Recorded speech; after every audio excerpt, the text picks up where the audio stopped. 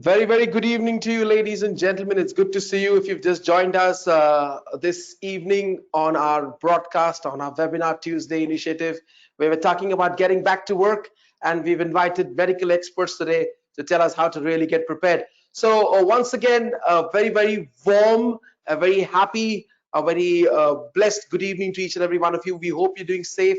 We hope you're keeping safe. We hope you're keeping healthy wherever you are in the world today. My name is Errol Govies. I am the Managing Director of Pure Magic Exhibition and Conference Organizing. And I would like to talk to you about this initiative that we started off on the 28th of April during lockdown. We are an event management company. We've been doing events in the UAE for the last 15 years. However, of course, like everybody else, due to the lockdown, we were affected as well. And we felt, what best could we do while being in lockdown, while being in isolation? But we said the best thing we could do is come across and give out information, give out knowledge, share information with you, our contacts, our friends, people who've been a part of our network, our clients, our suppliers, our network, our friends that we've generated over these 15 years in the UAE.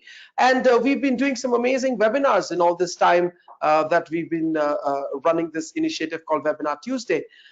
Today is the final webinar in the series of Webinar Tuesdays. Of course, now that work has commenced and everybody's starting to get back to work, it is more and more difficult for our audience to catch these webinars live as they happen.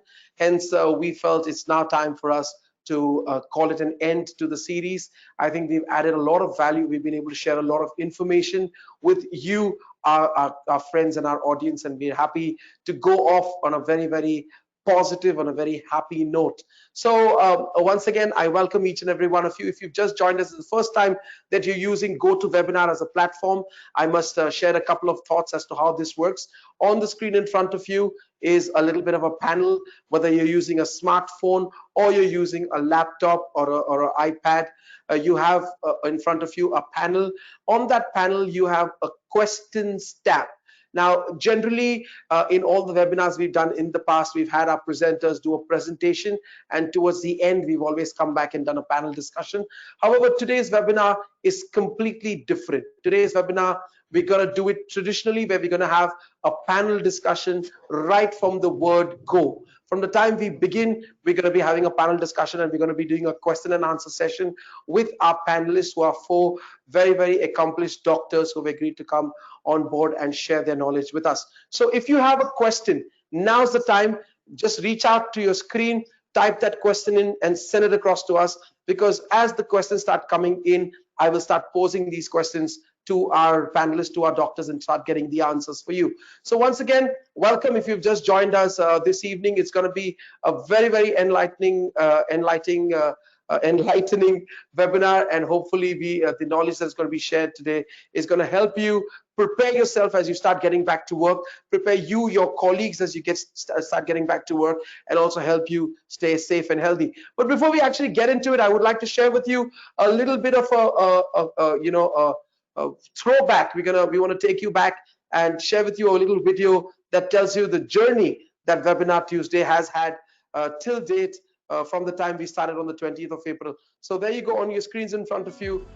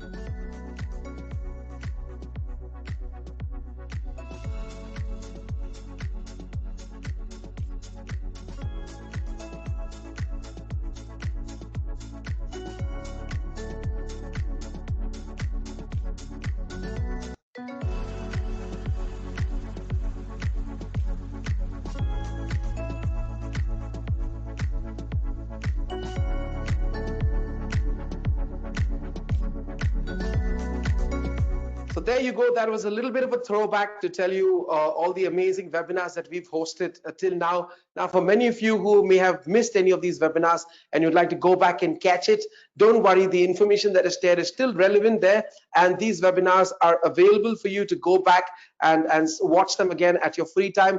They are available on our YouTube page, so you can just follow our YouTube channel. Just look for Pure Magic Exhibition and Conference Organizing, and on our YouTube page you will find these webinars, and also on our Facebook page. So depending on your choice of social media, you can either go to our YouTube page or our Facebook page, and you can watch these webinars. They've been recorded, and they are there for you to go and study from. So ladies and gentlemen, let's really get this on the road. Let's get this started.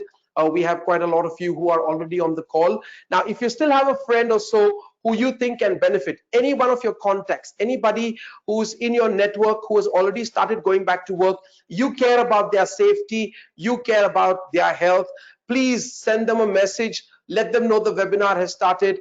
Send them the link. It's ticketmagic.me. Let them join this webinar and let them get as much information as they can. Just understand, guys, what we are doing with you, with these amazing doctors who've agreed to come on board, is we're trying to save lives here by just sharing information that will help people to just be more careful, be more safe, be more protective of themselves and their families. So the more people that we can get on call to listen to this, the better it is. So you have somebody in your friend circle, in your network. Obviously, you have received a link, this link by mobile, SMS, email. Quickly send it across to them. We're going to be on this webinar for at least an hour. At least some information that they get from this webinar is going to help them in some way or the other. So, ladies and gentlemen, we would like to really get started right now. And don't forget, we are expecting your questions, because this is going to be a question answer session. So any questions that are pertinent in your minds, that are bothering you, that you need to get answers for about the whole C19 situation, please write to us. Please just type them into the question box that is on your screen, and we will try and address these issues. So I would like to get started by introducing, of course, the four doctors that are going to be with us this evening and presenting with us. I would like to start with our very first doctor who's going to be with us today. He's Dr. Muhammad Umar Qureshi. He grew up here in the UAE. He completed his education from the Ras Al Khaimah Medical and Health Science University, and he's currently pursuing his MRCP UK diploma. He holds an Advanced Cardiac Life Support ACLS certification from the American Heart and American Stroke Associations. He has served in the past with august institutions such as the Sakar Hospital in Ras Al Khaimah and the Dubai Health Authorities. He currently contributes to society as a general practitioner and a resident in internal medicine and intensive care unit with the Prime Hospital in Dubai. Dr. Mohammed has been involved in COVID-19 patient care ever since the pandemic started in the UAE, and he's continually on the forefront of the initiatives that are being pursued in these regards at the moment. He's also an avid Toastmaster, and he's passionate about public speaking. So he's one of the first few doctors who will join us this evening. Let me introduce our next doctor. The next doctor who we have with us is Dr. Adil Sajwani, who's a physician for family medicine with the Ministry of Health and Prevention, UAE. He's a graduate of the Royal College of Surgeons in Ireland. He holds a postgraduate degree in family medicine, healthcare management, and leadership from different universities such as the Harvard Medical School, the Cambridge University, and the Zayed University in UAE. He's a family physician at the Ministry of Health and Prevention in the United Arab Emirates. He is also a member of the Higher Committee of Medical Education, a faculty in family medicine residency program, and he's a program director of capacity building program for general practitioners. Prior to his 13 years that he's been with the ministry, Dr. Adil served with the University of Sharjah, and he was a winner of the Distinguished Doctor Award that was conferred by the Sharjah Medical District. He's also founder of the first blended e-learning program at the ministry and the first capabilities building program for general practitioners in the country. We're excited to have him with us. He also holds a postgraduate diploma in public sector innovation from Mohammed bin Rashid Center of Innovation in affiliation with the University of Cambridge, and a Green Belt Lean Six Sigma IASSC certification. He has previously also presented on television. We are excited to have with us Dr. Adil Sajwani this evening on this webinar. Thank you, Dr. Adil. Our next speaker, our next doctor who will be joining us is Dr. Rim Gimuz. Dr. Rim Gimuz is the Assistant Professor of Health Sciences with the Abu Dhabi University in the UAE. She holds a PhD from the Development Genetics Laboratory in the Institute of Biology and Molecular Medicine, IBBMM, at the University of Brussels in Belgium, in genetics, embryology, and neurogenesis, and is the assistant professor of health sciences in the College of Health Sciences in Abu Dhabi University. She has recently been appointed as a coordinator of the BSc in Molecular and Medical Genetics program. In addition to her teaching and administrative responsibilities, Dr. Rim is a member of the Research and Ethics Committee, in which she focuses her interest in the translation and precision medicine research applied to cancers, diabetes, polycystic ovary. Before joining Abu Dhabi University during a PhD, she worked on research programs aimed to identify and understand the role of new transcription factors, or TF, in the regulation of genes involved in embryonic nervous system development. Prior to this, Dr. Rim worked in Bordeaux, France, on different health research projects, including genes regulation and expression after cardiovascular ischemic episode, and the identification of new reliable genetic markers for myeloproliferatory syndromes. I hope I got that right. Such amazing technical terms for which me, being a non-medicine professional, find it difficult to pronounce. But thank you so much, Dr. Rim, for joining us this evening. Our fourth and final panelist is Dr. Samit Alva, who's a pediatrician with the Aster Group. We're excited to have him with us. He completed his degree as a Doctor of Medicine in Pediatrics from the AJ Institute of Medical Sciences in Mangalore. Dr. Samit then joined AJIMS as an assistant professor of pediatrics. He has extensive work experience, including general pediatrics, pediatric critical care, pediatric emergency medicine, level 3 NICU, pediatric nephrology, and also pediatric respiratory. At AJIMS, he was also involved in training of medical graduates and postgraduate students. Furthermore, he has also contributed as a pediatric consultant at the AJ Hospital and Research Center. Prior to joining Aster, where he currently serves as a pediatrician, Dr. Samit worked in one of the premier hospitals in Mumbai, which is Sir H.N. Reliance Foundation Hospital, and also was involved in post-op cardiac surgery care, pediatric intensive care, and newborn care. So once again, we're very excited to have these accomplished, well-researched, and such experienced doctors who are happy and who have contributed their time from their busy schedule to join us this evening. So let's invite these doctors on screen so we can have this discussion. Let's get up on screen Dr. Muhammad Umar Qureshi. Hi, Dr. Muhammad. Welcome. Good evening. Good to see you. Hi, good evening. Assalamu alaikum, and good afternoon to everyone. And thank you for having me here. Welcome, sir. Let's also get up on screen Dr. Adil Sajwani.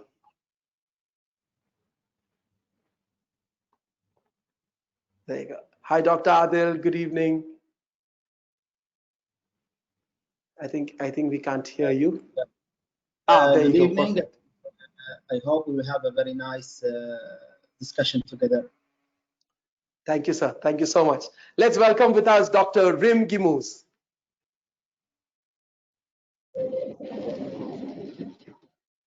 Hello. Hi, Dr. Rim. Thank you. Thank you very much. Good afternoon to everyone, and thank you for inviting me to this amazing debates. Welcome, Dr. Rim. Thank you so much. And finally, let's get up on screen Dr. Samit Alva. Hello, good evening, everyone. I think inviting me for such a session. I think there will be a lot of inputs from other doctors also, so let's make the best of what we can. Absolutely. Thank you so much.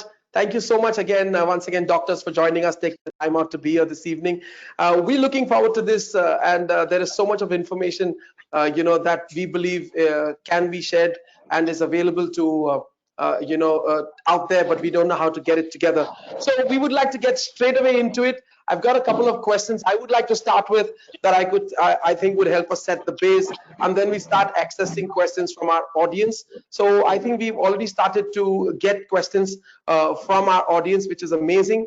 And as they start coming through, I'm going to share them with you, doctors, and try and get your advice on these. So let's start with the first question, and I think it's the most important question. And if Dr. Adil could start us off. Dr. Adil, we want to know what exactly is COVID-19, And how is it being transmitted? I mean, of course, there's been 3 months of talk about it, but coming from you, I think we should get a clear-cut picture, if you can help us out with that.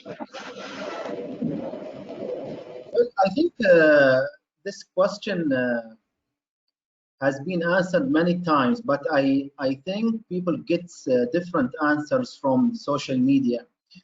Well, coronaviruses are tribes. It's a tribe or a family of many viruses. Uh, Four types of coronaviruses are causing the normal common cold, which we used to get every year.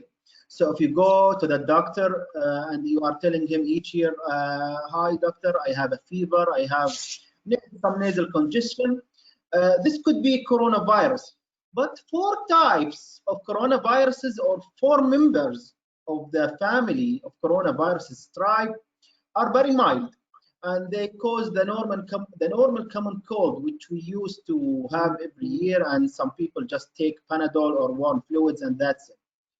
But as we human beings are developing, and as technology is developing, even bacteria and viruses, they are developing and mutating. So sorry. So what happened in 2002, 2003? Coronavirus developed into a new type called SARS, which was in China. Then it developed more to a new virus called MERS in 2012 in Saudi Arabia. And this is now the seventh type of coronaviruses. It was called the novel coronavirus at the beginning, nCoV 2019. Then the disease was called COVID-19, CO for corona, VI for virus, and D for disease. 2019 because it was discovered in China 2019. Some people are blaming 2020 for coronavirus. Well, actually, it was discovered in 2019 in December, so it's not part of 2020 at all.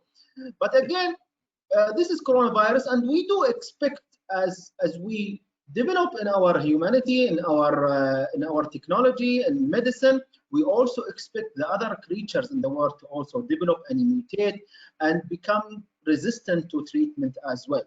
So how is coronavirus transmitted? It's transmitted by droplets and aerosol. Aerosol are the small, very small droplets. So basically, it's either in a direct way. So if you are near to someone who is coughing or sneezing, and you have a very close contact with him, so the virus can enter your body through three ways or three entrances: the nose, the eye, and the mouth. So either you take the virus with your hand if you touch something contaminated with the virus, such as a table which was not sanitized, and you take it with your hand and you touch your face, so you are getting the virus into your body through these three entries.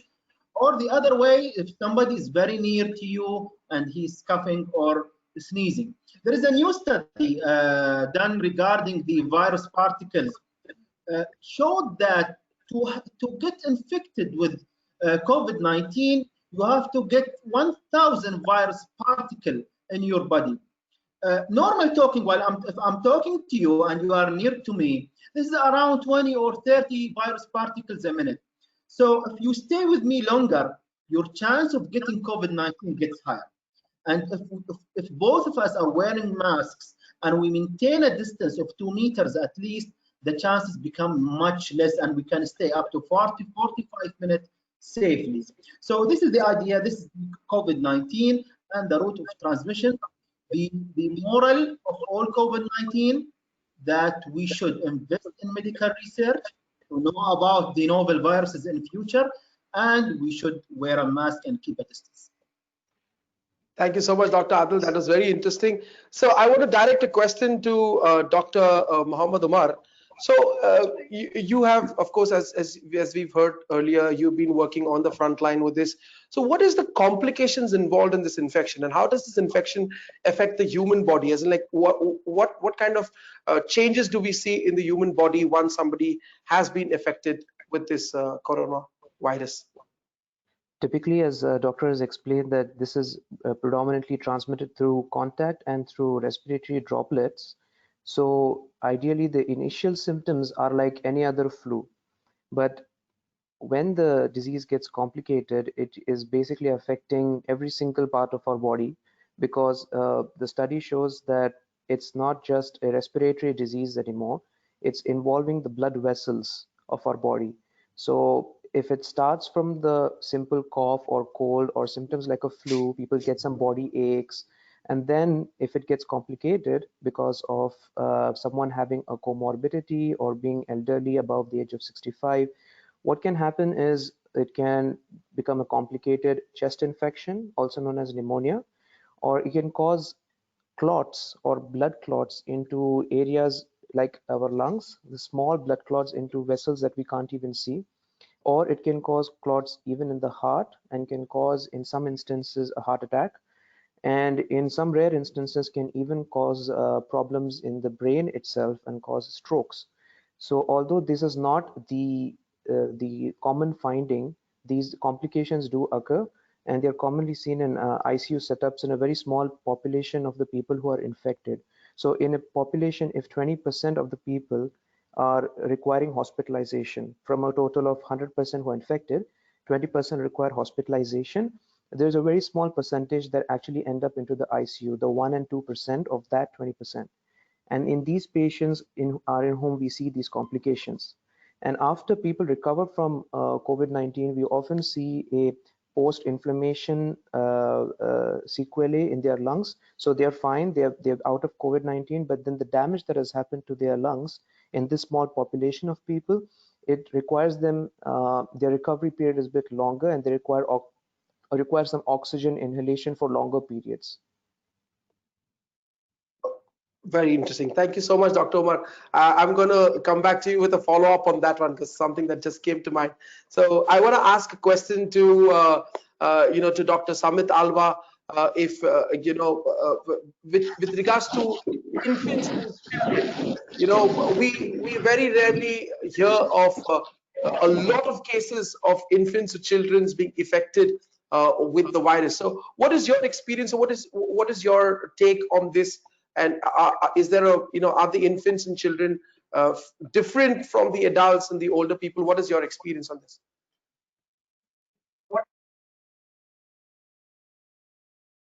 Dr. Samit, can we try again? I think we can't hear you. Hello, can you hear me? Yes, now it's better. Hello, is it clear now? Yes, yes. Okay, so compared to adults and pediatrics, the symptoms are almost same, and even the incubation period, that's a time taken for the child to get infected once the child is exposed, also remains to be the same, something around from 0 to 14 days. So mostly it is seen from around 2 to 5 days. Now, the clinical presentations can be varied, like fever, cough, children can have body pain, myalgia, poor feeding, poor appetite. But what we have seen is that about 4% of these children can be asymptomatic. They do not have any symptoms. And around 51% of these children can have very mild symptoms like fever, fatigue, myalgia, cough, or body pain, or something of that sort. And around 39 to 40% can have, like moderate sort of symptoms. So pneumonia they can have findings on chest X-ray and all that. And on 5% it can be little severe, where they will be required to get admitted in the ICUs and things like that.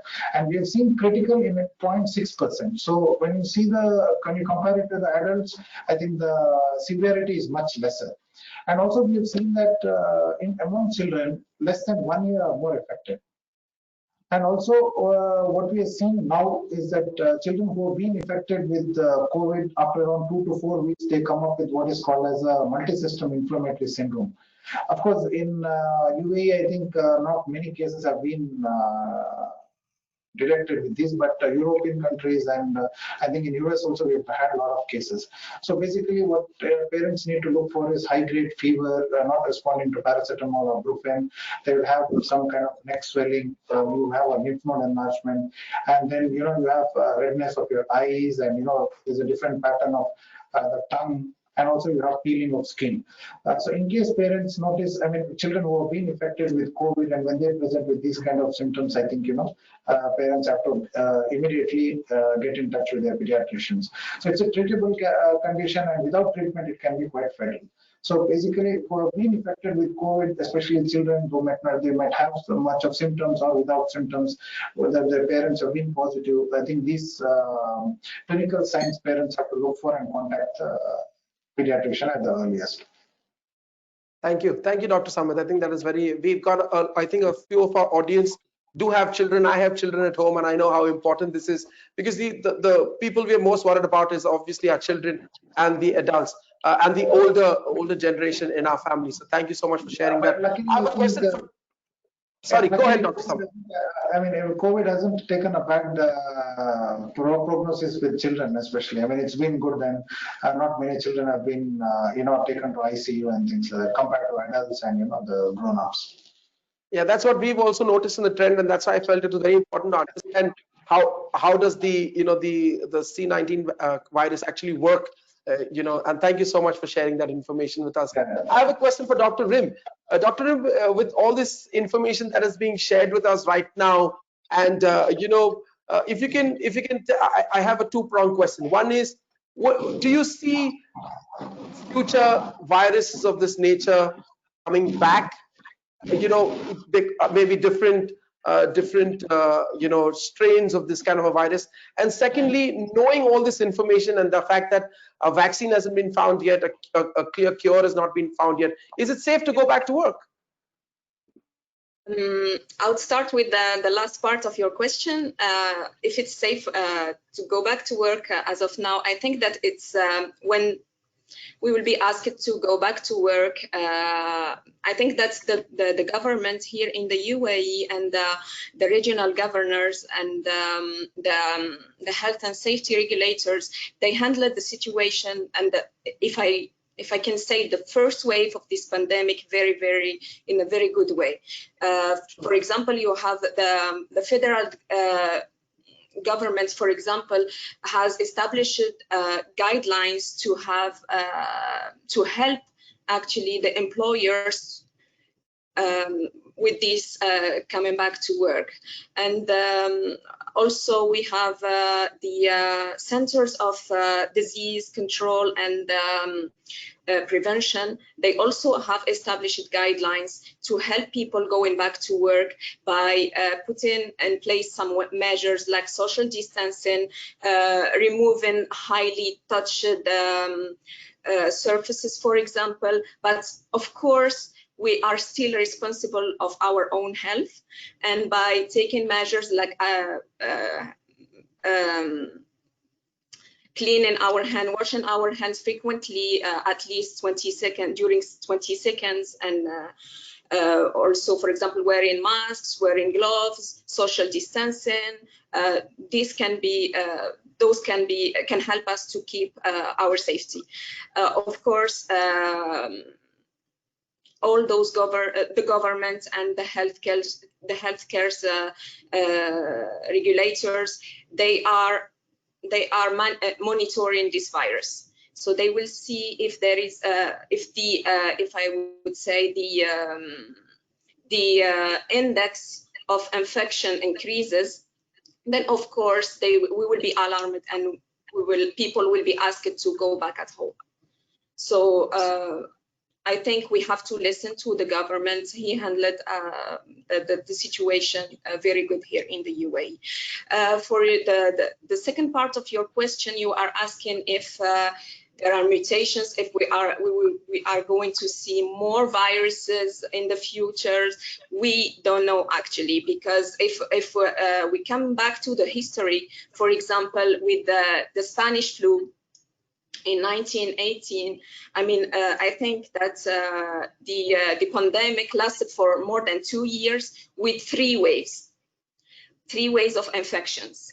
So it is not, we cannot exclude that with this coronavirus we will not have a second wave. And for example, in Germany, for example, the second wave started to appear, and they reopened everything, and now they are going back to close their borders and to ask people to go back at home.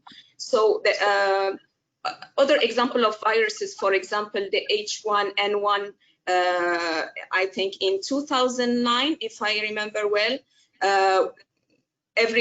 everyone was alarmed with people said that this is going to be a very huge pandemic, but at the end it was just periodic as the common flu. So we cannot, I mean, we have indicators that we will have a second wave. But as of now, and with the precaution that we can take, we are not absolutely sure of that. What I want to say as well is that the coronavirus 2, because it's his real name, his scientific name is the severe acute respiratory syndrome coronavirus 2. So this coronavirus causes this severe respiratory syndrome and other, of course, symptoms. But this virus is part of the coronaviruses, which have as a genome an RNA, and those viruses that have the RNA are known to adapt very quickly to the environment. So how they adapt, they mute themselves very frequently and at a high rate. So for the COVID-19 now, the virus responsible of the COVID-19, we know that we have mutation throughout all the genomes in different locations. And these mutations are specific to the area, the geographic area. For example, the mutations in America will be different from the mutation in Europe and from other mutations found in Asia. So, of course, I think that we can suspect to have more strains of coronavirus. Thank you. Thank you. Thank you, Dr. Rib. So I have a question to all you doctors, and I would would love to hear from you. So I can see Dr. Samit Alva is sitting with his scrubs, with his PPE equipment, and everybody's trying to get back to work. So there's a lot of fear because that's what happened in the first four months. Oh, should we be wearing gloves? How do we wear masks? Should we wear the N95 mask, or is the normal mask okay? Should I cover myself fully? How do I protect? Doctors, what do you say? I mean, how do people actually protect themselves, or how do they be safe while going back to work? What do you think are the precautions they should take? Anybody, if you'd like to jump in? See, personally, what I would feel is, since the local government here has brought out with the guidelines regarding use of mask, I think what is to be followed by here has been clearly mentioned. So, cloth mask or a surgical mask, any of these things can be used. I think N95, they have not made it compulsory or anything in that sort, especially if you are, as a commoner. So, what I think is any of the masks, including the cloth mask, can be put, but the surgical mask, if you're using, certainly not more than 8 hours, and if it is moist, then you have to discard it. But I think N95, as of now, the government, I think even the medical field, we are not thinking. See, why we use, because we interact with patients on a daily basis. There are children who are coming with fever, so that's the reason we use the scrubs and masks. But as far as I think for the general public, I think the government has clearly mentioned that there's no need for you to wear N95 or anything. But as a precautionary, if you're wearing, I think there's no harm in that. But it's not required. Any other doctors? Dr. Adil, if you'd like to add your experience in this, if you'd like to say something, Dr. Adil or Dr. Mohammed? I think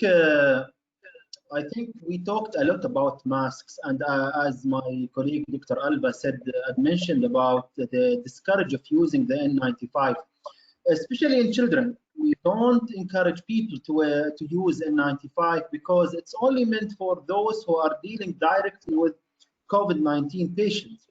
And for those who would like to know about the N95, in theory, it will prevent 95 particles to enter your respiratory system. The effectiveness is about 80%. And it's basically, it should fit very tightly on your face. So for myself, I have a beard. I could not wear it. So if I need to wear it, I need to shave. So many people, they use it in a wrong way. And if you use it in children, basically it forms a respiratory circle. So they tend to breathe more carbon dioxide, and it's very risky for them. So yeah, we don't encourage people to use N95. We encourage people to use the normal surgical mask, the blue color to the outside, the white color to the inside. Children under 2 years old, I'm sure Dr. Alba might comment on that. Children under 2 years old should not wear any type of masks because they cannot fix it. Sometimes you don't feel comfortable with your breathing and you are trying to adjust your mask, Children under 2 years old, they couldn't do it, they cannot do it. So basically, and by the way, the most important, mask is very important, but physical distancing is very important. So it has been shown in a study in, I forget where now, I think in Belgium or something, they did a study about the virus particle.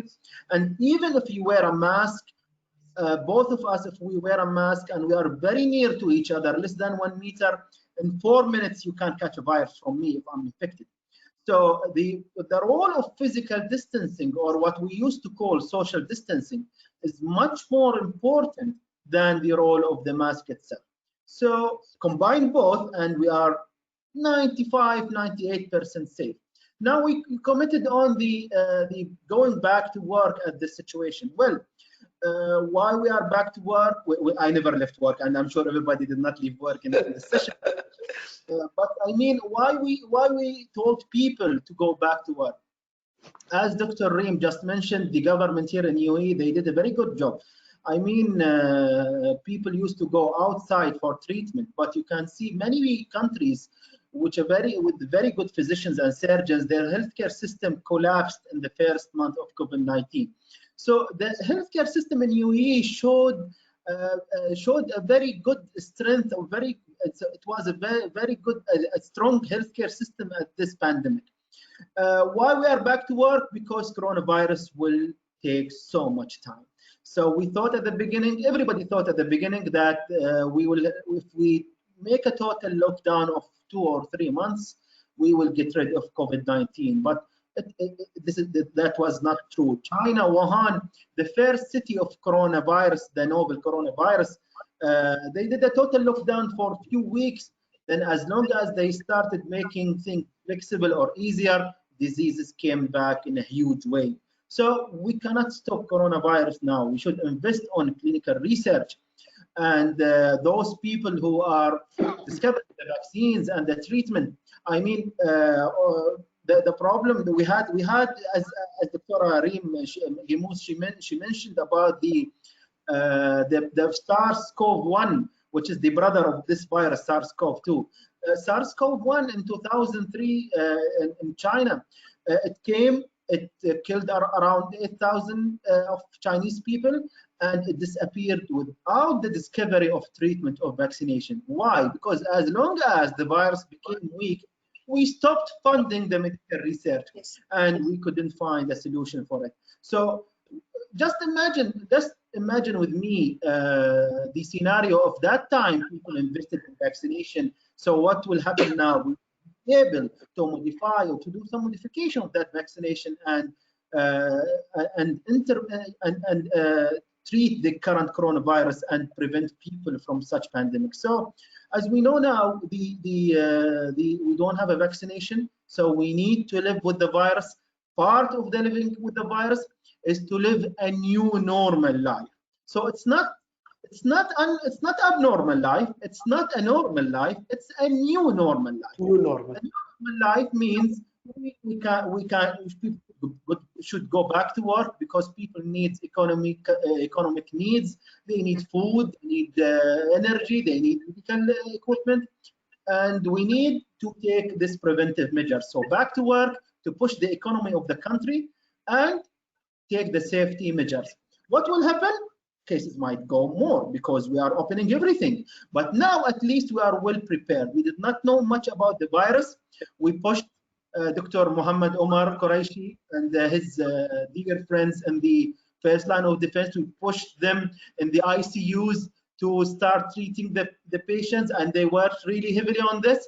They will work more now, more and more, because cases might go higher in rate because we are opening everything.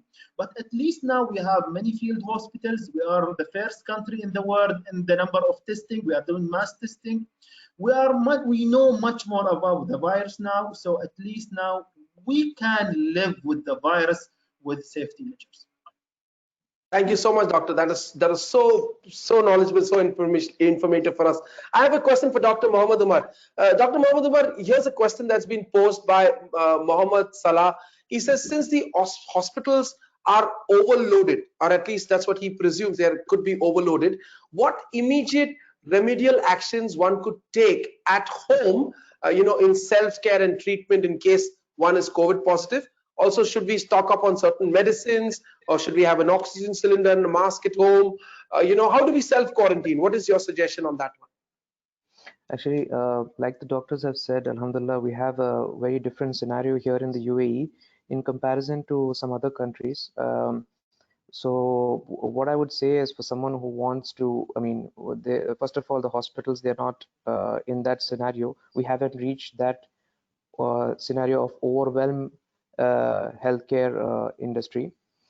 Um, I mean, a lot of that has to do with the flattening of the curve that has happened because of people staying at home. And so our healthcare, at least the private hospitals and the governmental hospitals, we are in a situation to deal with the numbers in at least the population in the UAE. Having said that, if someone does develop symptoms, the most important thing is, number one, to self-isolate yourself. Uh, Number two, get in contact with the relevant authorities. We have toll-free numbers here. So the moment you inform them, then they have someone to come and discuss with you about your symptoms. And if necessary, if your symptoms are significant, then even the ambulance can come and take you to a healthcare facility. There, you'll be quarantined and tested. As far as in the interim between someone coming to help you and you staying at home, what would be, of course, to keep some surgical masks with you so that you can protect your family from being infected by yourself. So if you start getting symptoms, you would rather wear a mask and isolate yourself in one room of your house. Preferably have one washroom for yourself and not anyone else to use the washroom, because it has been shown that this virus does shed in stool. So it has to be one washroom for the person in one room, and wear the mask. And I mean, there have been studies about non-steroidal anti-inflammatories. So what is commonly known as your Brufens, those medicines, that is preferred not to take that when you have a fever. It's preferable to take Panadol, because they will basically slow down the inflammation in your body, which is actually killing the virus, allowing the virus to grow more inside your body. So if you do want to take something to relieve your fever while help comes, a paracetamol or Panadol will be helpful for you. I think that's one of the most important things you can do right now. Keeping oxygen cylinders at home, I don't necessarily recommend it. One is because your ability to use it is very user dependent, and it may cause more harm if, God forbid, there is an accident related to a cylinder. It's very disastrous. It would be better to approach the relevant authorities who can quarantine you in an appropriate setting, whether it be depending on your symptoms or severity of your symptoms. So the COVID-19 here, at least in the UAE, according to the Ministry of Health and Prevention, is divided into different levels of severity. We have our asymptomatic patients who just happen to be exposed to someone. We have the mild and moderate, severe, and critical. So if you're a mild or moderate case, if you're a mild case, you would probably be asked to quarantine in a facility other than a hospital. But if you're a moderate or severe case, that's when you end up in a hospital setup for close monitoring. And God forbid someone does become critical, that is when they would be ended up coming to the ICU, and they would require advanced care. But ideally, things can be managed at home till the services and the authorities come to you, because Alhamdulillah, in the UAE, like they said, they have taken the right decision at the right time. And so we are in a more comfortable situation, unfortunately, in comparison to some other countries. Thank you, Dr. Mohammed. I have a question now for Dr. Rim. Dr. Rim, everybody is starting to get back to work. What kind of basic precautions would you advise to them to take so that they don't get infected, or they don't pass on an infection if they have within themselves? I mean, how do they adapt to these new work conditions, and what should they do, when they get back to work? Yeah, thank you, Errol. I think that it depends on the kind of work that people have. People that are working outside are, I mean, I mean, there are no, just the precaution should be the social distancing. I don't know if they they will be able to wear masks with and gloves. For people who are in offices, for example, social distancing, having private offices for each and every. Hello, do you hear me? Yes, yes. Yeah, having a specific place for each individual, cleaning the desk, disinfecting the desk frequently when coming at work the morning and before leaving the office. Don't really respect the social distancing with the colleagues.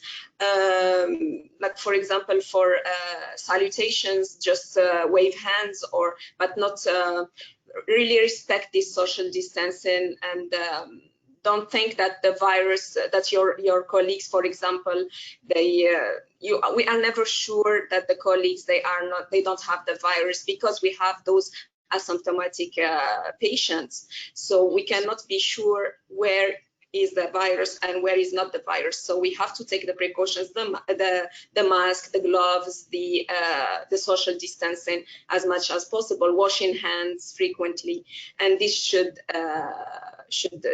and this will be enough. If for any reason we see that we develop any symptom, then if my colleague Dr. Mohammed said, we have to isolate ourselves and call the doctors, to talk with the doctor to get some advices, and then getting tested. And if we are confirmed to have this virus, isolate ourselves.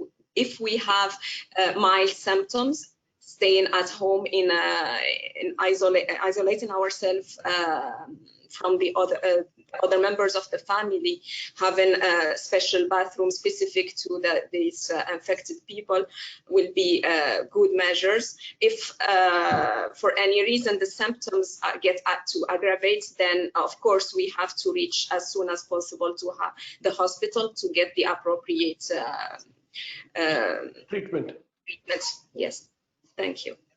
Thank you, Dr. Rim. Dr. Samjit, question for you. Aarti, who's on the chat, in the audience, says that she's missed her child's vaccination due to the COVID-19 situation. So, how does she go ahead, and can she go back now and do the vaccination if she's missed it?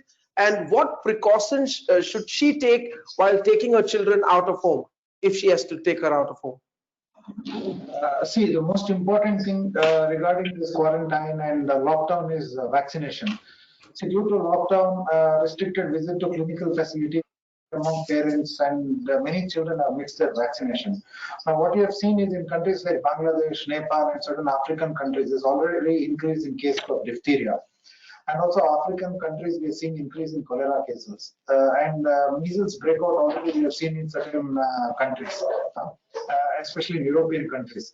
So since Dubai being a city with a large number of expats and with opening of flights in the coming days, I think we need to be very cautious. So you need to contact your pediatrician and get your vaccination up to date. Even if you miss, there is something called catch-up vaccine which we do. So that has to be taken. And most of the medical clinics have made ample arrangements, especially for vaccination. There's a separate area done, and even some clinics are offering drive-in vaccinations and all those things. So we have been given guidelines by the government. How do we take appointments? And there is enough spacing between the appointments, and there is a separate place where children are kept. I mean, who are not sick children and fever patients are separated. So I think they can visit any of the clinics, and I think we follow certain guidelines. So the child that does not have any fever or anything, they're examined in a separate area, and the vaccination, whatever has to be given, will be given. So we advise all the parents to get in touch with their pediatricians or the clinics where they're visiting, or the hospitals, and see to it their vaccinations are up to date. It's very important to keep all your vaccines, your child's vaccinations up to date. So the precautions, the regular precautions that we have been told to take when we are going outside, good social distancing and the use of masks. Of course, below 2 years, we cannot use mask. And in fact, Dubai, they have told us below 6 years, you need not. It's not compulsory for them to use mask. So I think we need to follow all these guidelines and then visit the clinic. Make sure you take your appointment and be there at least 10 minutes before that, so that your timings can be adjusted. And any particular precautions that the parents need to take while bringing their children home, doctor? To the clinic, you mean? Yes, to the clinic, Yeah. or even if they So, want to take them, can they take them out to the park in the evenings? School holidays have begun, yeah, to the beach. What do actually, you say? since now they opened up the lockdown and all that, we encourage parents to take children out. Of course, you have to maintain social distance. That is very important, and do not encourage in group plays and all those things. But yeah, certainly physical exercises are required even for children. So you need to take them out. I mean, at least if you cannot go to a park or something, at least take them for a drive. Where, at least something. You cannot keep them inside. And physical activity is very important. So sometimes you can play something in your apartment itself. But yeah, social distance and mask is something that is very important. So anyway, Dubai has relaxed mask up to 6 years, but the WHO says below 2 years. I mean, there's no need for you to wear masks. Thank you, Dr. Samit. Dr. Adil, I have a question for you, Doctor. Mental health there has been a lot of stress, a lot of fear. Let me share with you my own example. I live in a home where I have my 76-year-old mom who lives with me. She's very healthy, but I have my housekeeper who's 64. We are past 45. The last 4 months have been excruciating. We are fearful. You know, there is a lot of disturbance, and like us, there are many more people. So how do you take care of your mental health in a situation like this? And how much, I mean, is there going to be a second wave? What can you share with us on this? What could we do to stay healthy here? Well, you know that there was a very economical problem or economy issue here in COVID-19. Many people, they lost their salaries. Many people, small and medium businesses, they quit or they shut down, except psychiatrists. Psychiatrists got a lot of money from COVID-19 because the rate of mental illnesses increased sharply in this pandemic. It was documented in Europe, in some European countries, that the rate of mental health diseases increased by 60% in the past 2 months. So this is a very huge increase. COVID-19 caused many mental health problems, stress, depression, anxiety, panic attacks. I'm seeing daily basis at my clinic, I'm seeing panic attack patients. Why? Because of isolation. If you are diagnosed with COVID-19, you are isolated, you keep thinking and worrying. Also, if you are not infected, if you are at quarantine at home still, or if you are staying at home and thinking, well, when the virus will go away, shall I lose my job? Will I lose my job? What about my children, my parents, my neighbors? What is our future? Well, this will be the end of everybody else. So everybody kept thinking about these things, and the mental illnesses became very high. So what is the solution? Well, there are some ways to boost your mental health at this stage. First of all, it has been shown that whatever is your religion, when you have some faith at your karma or at your faith or at your God, your immune system and your mental health tends to be better. This is one thing. Spiritual and religious things tend to improve your mental health.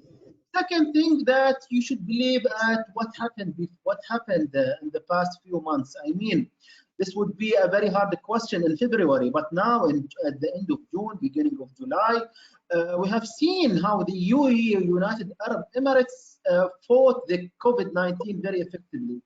I mean, everybody was treated for the disease.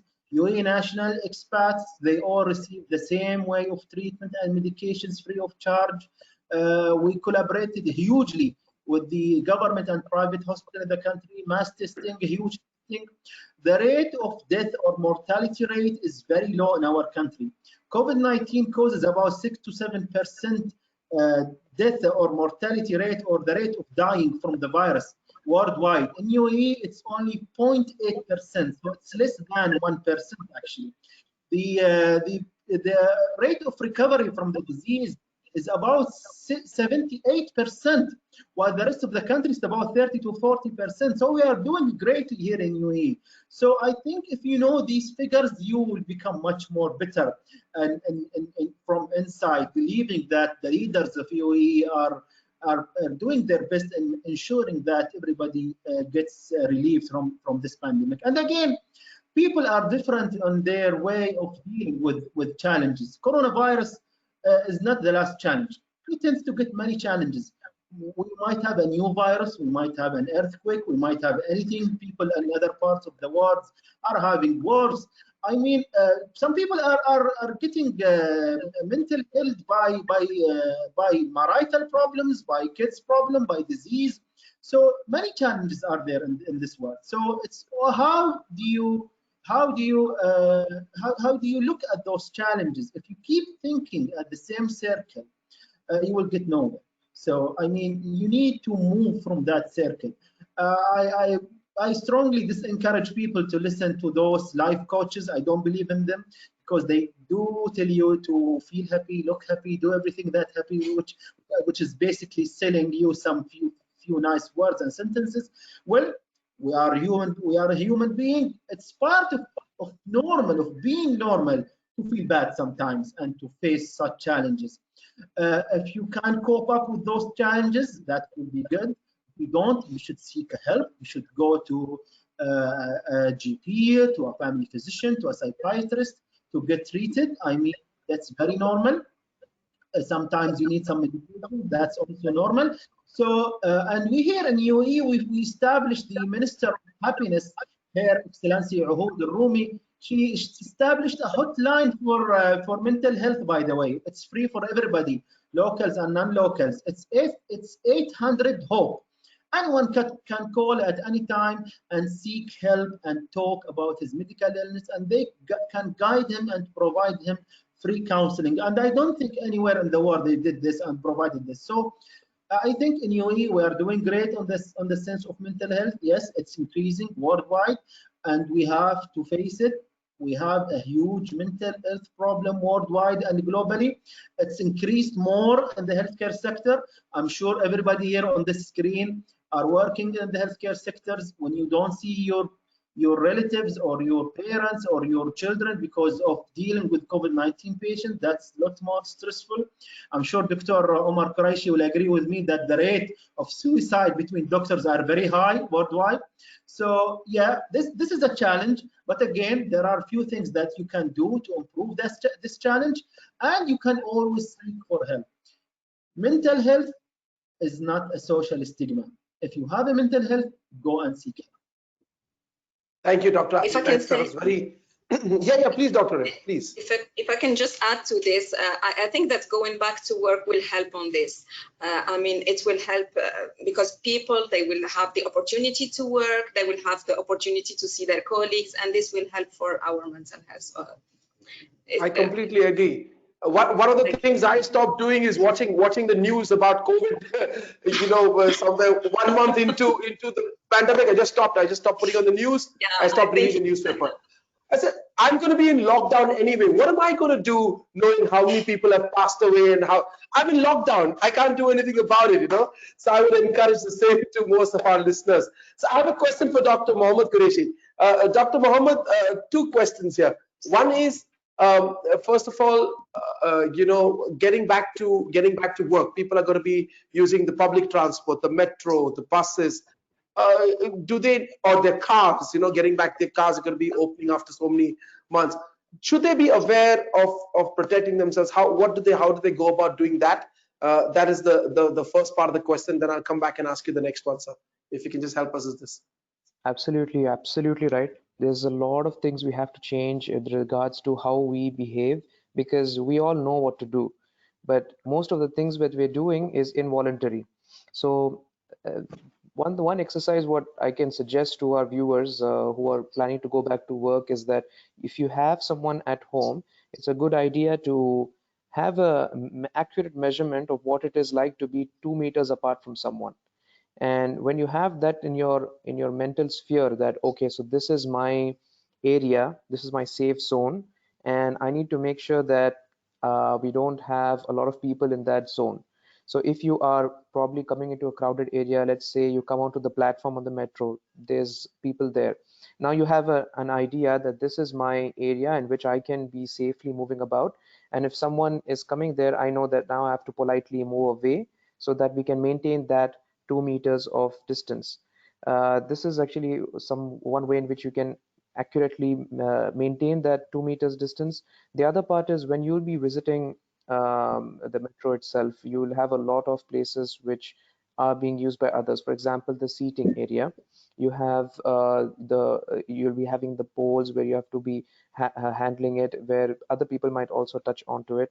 So of course, always carry with you a pair of masks. So it's just one mask. Keep a spare mask with you, and keep the mask properly attached to you. So there's a proper way of wearing the mask, and it's important to always hand sanitize before, after you wear the mask, and when you wear the gloves. So once you do all of this, okay, you go about now, you've gone outside, you've gone to the grocery or whatever, you've touched things that maybe other people have also used. Then you have to take off your PPE. There has to be a proper way of doing that as well. So you take off your gloves first, and then you use a hand sanitizer. Then you take off your mask by not touching the front of the mask. So the front of the mask now is considered as dirty because you've already gone outside. The moment you go outside while using the mask, it is dirty. So you have to take off the mask by using the elastic rings on the side only without touching the mask itself, and dispose of that. When you get to your vehicle, of course, the steering wheel, the knobs, everything is something that you commonly touch. So always wear a mask while you're inside the vehicle. Not wearing a mask, you're liable to fines. Still, you're going to have to wear a mask while you're driving. And make sure that you keep your surfaces clean by using a disinfectant, which would probably be around 80 to 90% alcohol. You get wipes available. We in the medical industry, we use Cavi wipes. We use different brands that are available. One of the brands is this one, and you can use it to clean these surfaces that are commonly used periodically. So before you enter and when you get out of the vehicle, you can use these to clean those commonly touch or common touch points that they say nowadays of your vehicle. I would also advise about the shoes. Although the WHO or they recommend that there isn't much of a transmission now with the shoes, I would still suggest that you keep a pair of shoes in your car, which is what you use to go to work. Because most of us spend time inside the vehicle, you keep that pair, and then you use another pair where you go from your home to your car. So that is the shoe that is coming to your home. It's better to keep it outside your home, the shoes, not to enter inside with the shoes. But if it doesn't help, this is an option where you can have a spare shoe inside the car, because that's what I do. Although I work in a hospital, so it's a little more of a risk in comparison to someone who goes to a regular office. But you could keep two pair of shoes, and that's something that would help. Dr. Mohammed, on the shoe question, so if you've kept your shoe out for some time outside the door, is there a time limit for how long you can keep it there and then bring it back in? Or you just, it's safer to just leave it there? I mean, if there is a chance of any microbes on it, would they die after some time? It's difficult to tell actually. There's no specific duration for that. Of course, the virus stays on different surfaces for different durations of time. It depends on the type of shoe you have actually. It depends on, for example, if it's on metal surfaces, it stays a little longer. If in other surfaces, it lasts for sometimes up to 12 to 1 day. So 12 hours to 1 day. So I would suggest that shoe is now your COVID shoe. Unfortunately, it's going to be out. And if you do have to bring it, it has to go through the whole process of cleaning. There are ways. There's the Cleveland Clinic and the WHO. They have wonderful links on their websites that will guide people on how to use masks, how to use their shoe wear, how to dispose or clean them, the correct way of cleaning them. If you have a cloth shoe, it goes directly into the washing machine. It gets washed. If you have cloth masks, then that's something else. You have to keep it in a sealed bag, and if you have to wash it every day if you're using a cloth mask. So this is surgical masks that people often use when they go out, but cloth masks, they have to be washed if you're going to reuse them.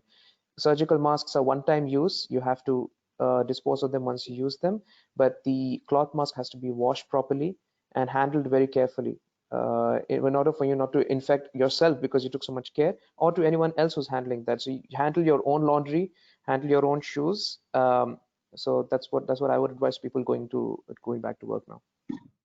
Thank you. So I have a last question, and I would like to direct it to all the doctors here, because it's very important, because we're running out of time also. This has been so engaging, and there are so many questions that keep coming in, but I know that we've pulled you doctors away from your patients and away from your appointments. So as promised, we won't take too long.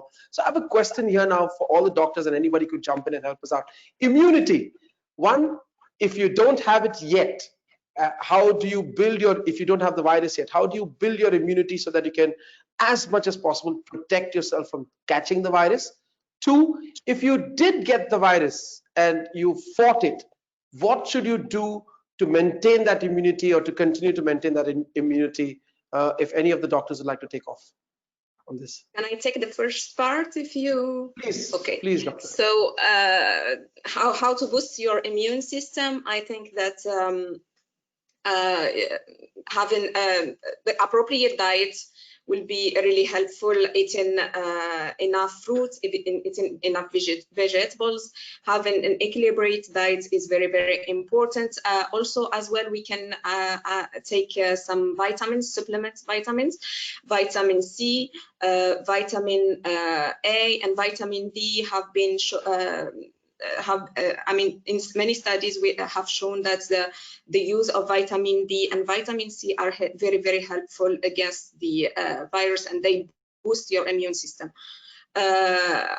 However, if you have the disease, of course, I mean, there are as my colleague said, there are specific treatments to avoid and other treatment to take, but as of now we still don't have the I mean, the specific drug for this virus. We still can take those, we still have to maintain an appropriate diet and the correct supplements intake. Anybody else would like to contribute? Any of the other doctors would like to say something?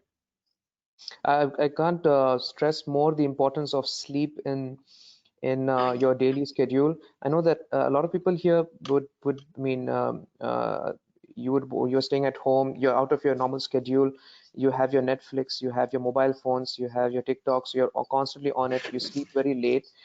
So it may really benefit people to try to concentrate more on your sleep, to sleep at the appropriate time, and to get at least 6 to 7 hours of sleep. And sound sleep. So interruptions in the middle, of course, that's not considered that. So sleep is a big part of boosting your immunity that we often ignore. We can eat healthy, we can have stay away from negative thoughts, we can exercise regularly, but if you don't get your appropriate amount of sleep in the day, that can really mess up your circadian rhythm, your sleep-wake cycle, and eventually your immunity. So I would really, when people get back to work, I would recommend them to get back to their normal timings and to sleep appropriately.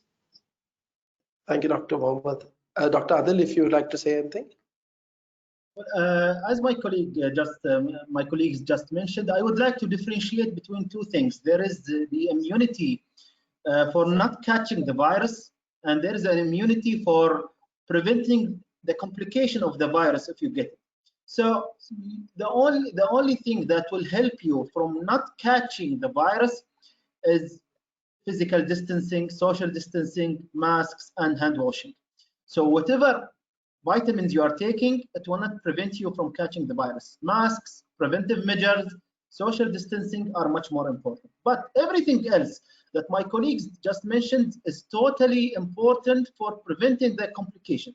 So if I get the virus, if I get COVID-19, it has been showed, yeah, that the sleep, the diet, the fruit, vegetables, vitamins are really important not to make my recovery much more faster. And there are many people who got infected with the virus and had no symptoms even. They are asymptomatic, the virus got them, and they were treated without any treatment, and they recovered fully without even them knowing. So why? Because their immune system was so good. I would add stressing the importance of vitamins, vitamin C, vitamin D, the fruits, vegetables, sleep, spiritual guidance with your karma, with your God or your faith. Socializing with people, it has been showing that if you socialize with people, your immune system tends to get better. As Dr. Omar said, the fighting negative thoughts. And by the way, even if they discover the vaccine for COVID-19, if you are one of those people who are very negative, the vaccine will not work in you. It has been shown that the negative people or people with negative thoughts the vaccines, they don't initiate a good immune response with them. So the positivity is really important. The new thing that I will add to everyone in COVID-19: stop smoking. Most of the people who went to ICU or had a risk of dying or risk of complication of COVID-19, they were smokers. Now, why medical issues? They are saying about the ACE2 inhibitors, the ACE2 receptors in the lungs, and smoking increased those receptors, and COVID-19 loves those receptors. Whatever is the medical cause, this is now between the physicians and doctors. But again, smoking makes the complication rate from COVID-19 highly for those people who smokes either cigarettes, e-cigarettes, vaping, shisha, midwah, everything, pipes. So the best way of boosting your immune system is by quit smoking. Thank you, doctor. That's very valid, and you, I think, also answered a question asked earlier by Syed Amin, who said, what is the future of COVID? So I think that sort of answers the question. The future of COVID: be positive. Even if a vaccine comes, you need to be positive to actually let it work. So just before we go, a question for Dr. Samjit, Dr. Samit. Dr. Samit, can animals or pets spread COVID? I see our kids tend to love. I mean, my kids love to touch the cats and play with them. So can an animal or a pet spread COVID? I don't think we have enough studies or enough data to say that it does not, I mean, it does spread or anything like that. So I don't think there's any restriction on pets or anything as of now. I think nowhere the WHO or the CDC or the DHA, I think nowhere we've been advised to avoid pets or anything like that. And there's not much data even in other studies as of now. So I wouldn't say that, okay, keep your pets away or anything like that.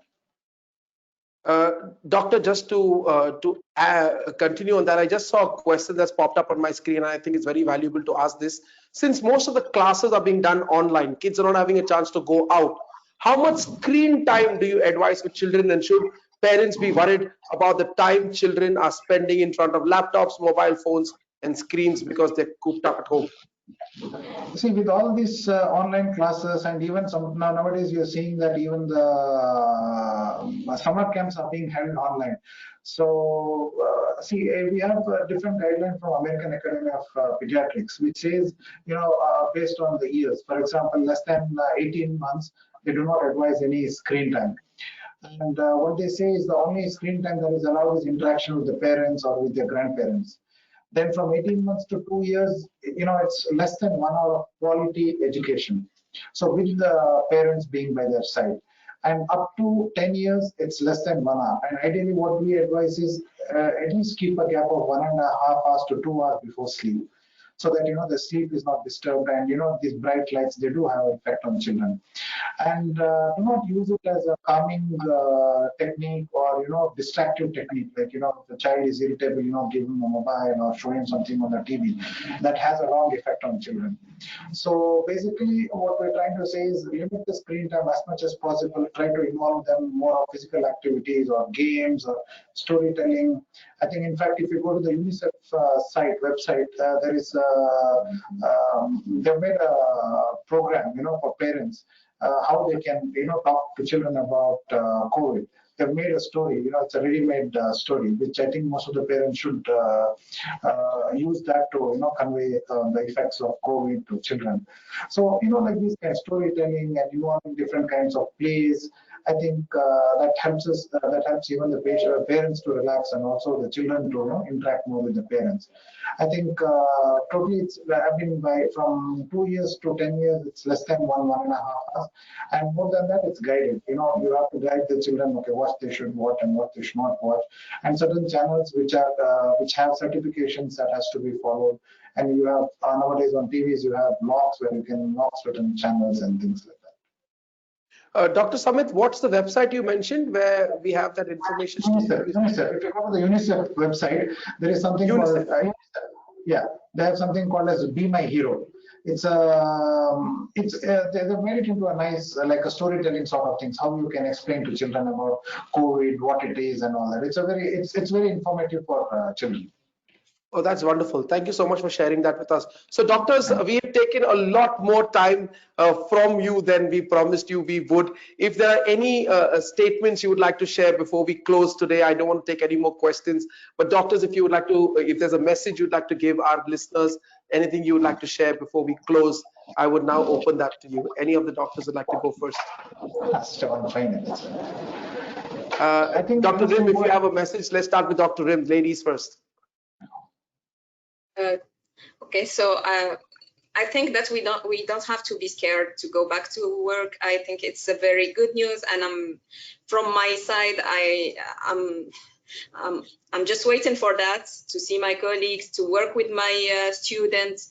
So we should welcome this. I think that it's the most, we should not be scared at all. We should not stress because of this, because of the situation of the COVID-19. If we take enough measures, then we will be safe. And I think that after all, we are in good hands here in the UAE. And if there is any risk, we will know about it. Thank you.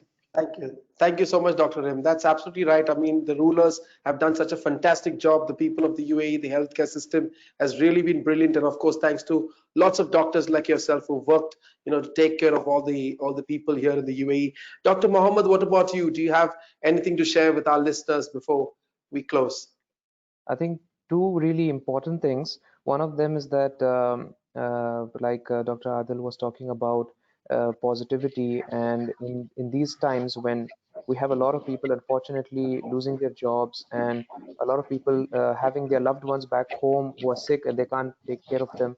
I think it's important always, when you're in a difficult situation and you have some difficulty around you, to always look at those places who are suffering even more, or those people who are in more suffering than yourself, and then you feel a lot better.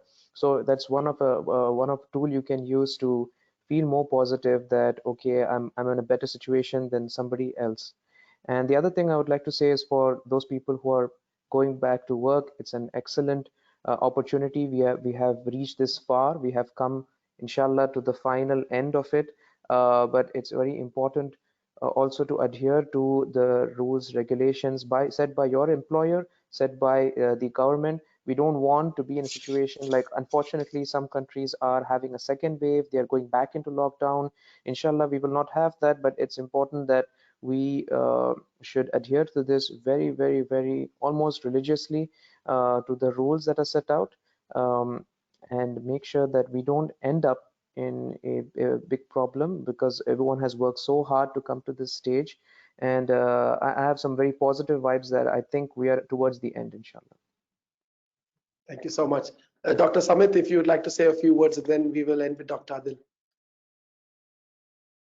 And Dr. Samit, we can't. Yeah, now you're okay. Yeah. I think it's very important to be positive, and I think human race will always survive no matter what, because I think we're the strongest species. So it's very important to follow the rules set by the government or by guidelines and all that, and just wait for vaccine or herd immunity to come. I think once that is done, I think it will be like any other virus we will be tackling. Thank you so much. Dr. Adil, if you would like to pass a message to our audience. I would like to thank everybody here at this lovely and informative discussion. And my advice is, don't listen to anyone in the social media regarding false information in coronavirus. What coronavirus showed us is the power of the social media in knowledge transfer. I mean, if COVID-19 came 10 years ago, we would not be in such a chaos like now. So social media is a very, very powerful platform.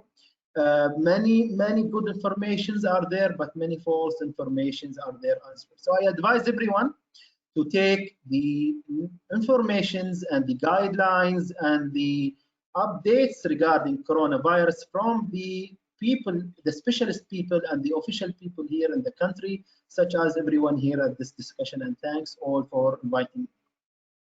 Thank you once again, doctors. Thank you so much, you good doctors, for spending your time with us. And I'm sure all of us are blessed to have this information straight from you, straight from your experiences. We wish you most safety more than all of us. We wish you to be safe. and protect and good health, because we need you as we move ahead. So thank you once again to all our doctors, and we wish you a good evening, doctors. Thank you so much for joining us this evening. Take care. Have a good evening.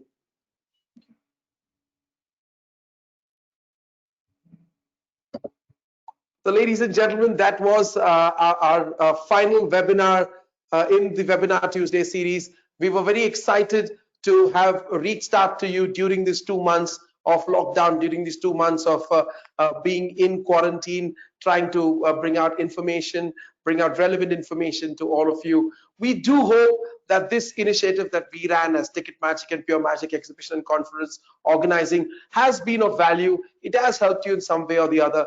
And if it has, we would be more than happy to hear feedback from you. Please do visit our social media websites. Please do visit, follow us, and share with us your valuable, feedback on how this has helped you, or if there are any further questions that we were not able to answer that you would like to address to our August doctors. We would be more than happy to pass that question and get you the answer on our social media pages. So thank you once again, everybody, for joining us. For those who've been joining us regularly on all our Webinar Tuesdays from the time we started on April 28th, we thank you for being our loyalists and our avid supporters. We thank you for spreading this message and allowing us to spread this message in all these 10 or 8 or 10 Webinar Tuesday episodes that we've conducted. We've had so many amazing speakers who've come, shared their knowledge, shared their information. We would like to thank all of them for taking the time out. We would like to thank today's doctors for coming and taking the time out. But most of all, we would like to thank you. Ladies and gentlemen, it's not easy to say goodbye, but it is never a goodbye. This is only till we meet again. I'm sure an opportunity will come up again for us to work with you. We are now your virtual and physical event experts. If you have an idea or a webinar or a virtual event that you would like to do, get in touch with us. We'll be more than happy to help you put that together. You can see on your screens our details. We are Pure Magic Exhibition and Conference Organizing, and we also have Ticket Magic, and we can work together with you to bring out your message to your audience. So once again, we wish you a very, very safe week ahead. We wish you good health, we wish you happiness, and we wish to see you physically very soon, because that's where we are heading. And until the world comes back to normal, we wish you to be safe and we wish you to be happy. So stay positive, stay charged, constantly stay innovating, and hopefully we will continue to innovate with you. It has been my pleasure hosting this series of webinars, and I'm so glad that you've spent time watching them with us. Have a good evening. God bless you all. Thank you.